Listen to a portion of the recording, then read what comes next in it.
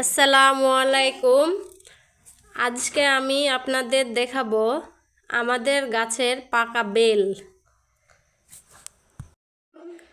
আমাদের বাড়ির আঙ্গিনায় যে বেল গাছটি আছে সেটি অনেক বছরের পুরনো। প্রতি বছর গ্রীষ্মকালে এই গাছে অসংখ্য বেল ধরে। আর যখন বেলগুলো ধীরে ধীরে পেকে যায় তখন পুরো গাছটা যেন সোনালি ফলের সাজে সাজানো মনে হয়। সোনালি ফলের সাজে সাজানো মনে হয়। বেল একটি খুবই উপকারী ও পুষ্টিকর ফল। বিশেষ করে গরমের সময় বেল শরীরকে ঠান্ডা রাখতে সাহায্য করে। পাকা বেলের ভেতরের অংশ নরম, মিষ্টি এবং সুগন্ধিত হয়। এর রস দিয়ে শরবত বানালে তা শুধু সুস্বাদুই নয়, শরীরের জন্য অনেক উপকারী। আমাদের গাছের এই পাকা বেলগুলো দেখতে গোলাকার এবং খোসা শক্ত। বাইরে থেকে বোঝা যায় না ভেতরে কতটা মিষ্টি আর নরম। যখন আমরা বেল ভাঙি তখন ভেতর থেকে সুন্দর ঘ্রাণ বের হয়। সেই মুহূর্তটা সত্যি খুব ভালো লাগে। বেল খাওয়ার অনেক উপকারিতা রয়েছে। প্রথমত, এটি হজম শক্তি বাড়াতে সাহায্য করে।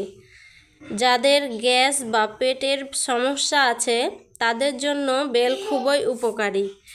দ্বিতীয়ত, বেল শরীর ঠান্ডা রাখে এবং গরমে ক্লান্তি কমায়। তৃতীয়ত, এতে আছে ভিটামিন ও খনিজ উপাদান যা আমাদের রোগ প্রতিরোধ ক্ষমতা বাড়ায়। গ্রামের অনেকেই বেলের শরবত বানিয়ে বিক্রি করেন। খুব সহজেই পাকা বেল দিয়ে শরবত তৈরি করা যায়। প্রথমে বেল ভেঙে ভেতরের অংশ বের করতে হয়। আমরা ইফতারির সময় এই বেলের শরবত খাই এবং এই বেলের শরবত খুবই উপকারী। তারপর পানি ও সামান্য চিনি মিশিয়ে ভালো করে চটকে নিতে হয়। চাইলে একটু লেবুর রসও যোগ করা যায়। এরপর ছেঁকে নিলে তৈরি হয়ে যায় মজাদার বেলের শরবত। আমাদের গাছের বেল আমরা নিজেরাই সংগ্রহ করি। গাছ থেকে বেল নামানোর সময় একটু সাবধানে থাকতে হয়, কারণ বেল ভারী হয়। অনেক সময় লাঠি দিয়ে আস্তে করে ফেলে নিতে হয়।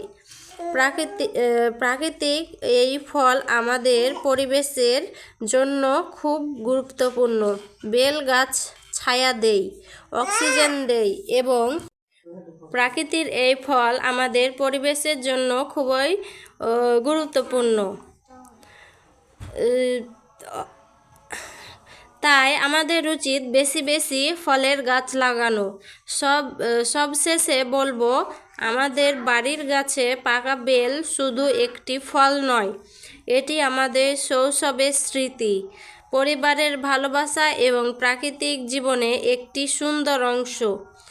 আপনাদের যদি বেল পছন্দ করেন তাহলে অবশ্যই কমেন্টে জানাবেন।